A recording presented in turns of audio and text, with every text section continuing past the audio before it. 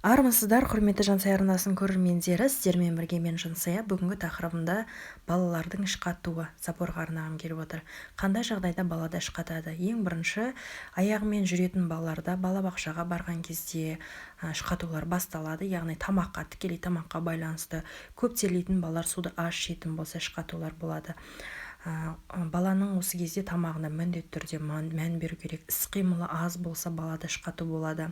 Сол себептен баланың тамағын қолға алу керек. Егер бала іш қатуын өте оңай, жеңіл өткізетін болса, ол қалыпты жағдай. Балада қиналулар болатын болса, міндетті түрде дәрігерге қаралып, арнайы препаратты қолданып ем алғандарыңыз жөн.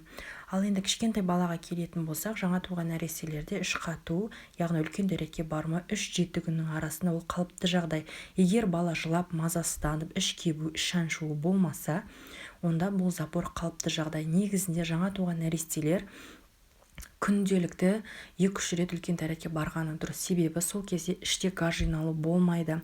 Біз ол үшін аптекада сатылатын укропная вода, яғни укроп суын біз қолданамыз. Ол яғни ішті жүргізіп, ішектерді ешқандай да үлкен дәретті сақтамайды. Одан кейін анасының үстіне де тікелей байланысты баланың іші дұрыс жүруі. Анасы өзінің дәрігер айтқан кеңес бойынша бала әбден қатайғанша солай тамақтанатын болса, балада запор, яғни онымен қоса іш шаншу, яғни колеки болмайды.